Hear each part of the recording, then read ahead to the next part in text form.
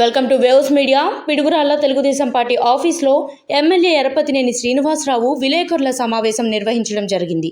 ఈ కార్యక్రమంలో ఆయన మాట్లాడుతూ తెలుగుదేశం పార్టీ కార్యకర్తలకు, నాయకులకు తెలుగుదేశం పార్టీ ఎప్పుడు అండగా ఉంటుందని ఆయన అన్నారు.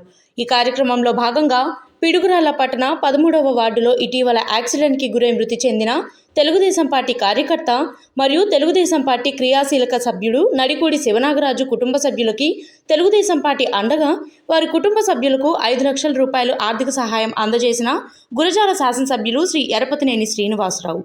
ఈ కార్యక్రమానికి పిడుగురాళ్ల పట్టణ టీడీపీ నాయకులు పాండురంగ శ్రీను, కార్యకర్తలు పాల్గొన్నారు.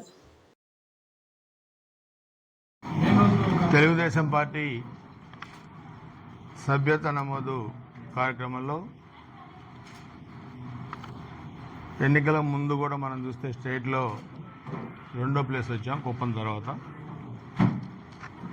లాస్ట్ 3 months బిఫోర్ జరిగినప్పుడు రాబోయే 2 సంవత్సరాలకి సభ్యత నమోదు కార్యక్రమం స్టేట్లో మనం 7th ర్యాంక్ వచ్చాం.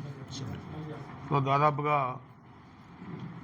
ఈ కార్యక్రమంలో పార్టీ కార్యకర్తలతో పాటుగా పార్టీ అభిమానులు కూడా చాలామంది ఈ కార్యక్రమంలో చాలా వరకు దాదాపు 1,11,000 పైచిలకు కార్యకర్తలు దీంట్లో ఈ కార్యక్రమంలో చేరారు. సభ్యత కార్యక్రమంలో దీని ప్రధాన ఉద్దేశం ఏంటంటే పార్టీని స్ట్రెంథన్ చేయడంతో పాటుగా సభ్యత్వం తెలుగుదేశం పార్టీ ఒక కార్యకర్తగా గుర్తింపు ఇవ్వడంతో పాటుగా గౌరవాన్ని పెంచేదానికి కూడా పార్టీ గౌరవ చంద్రబాబు నాయుడు గారు, లోకేష్ గారు ఈ నిర్ణయం తీసుకోవడం జరిగింది.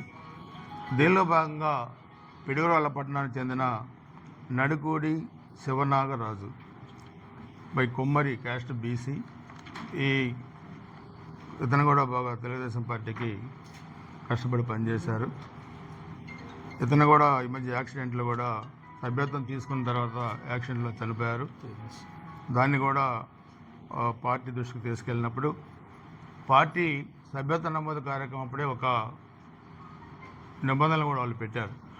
ఏ పార్టీ కార్యకర్త అయితే సభ్యత్వంలో తీసుకున్నారో ఆ కార్యకర్త అనివార్య కారణాలు అంటే మనం యాక్సిడెంట్లు జరుగుతాయి మనం ఊహించలేం. జరిగి చనిపోయినప్పుడు ఆ కార్యకర్త కుటుంబానికి 5 లక్షల రూపాయల బీమా ఇన్సూరెన్స్ కూడా ఆ రోజు దాంట్లో పెట్టారు సభ్యత్వం తీసుకునేటప్పుడు. సో దాంట్లో శివనాగరాజు కూడా 5 లక్షల రూపాయలు పార్టీ నుంచి ఈరోజు వచ్చినాయి.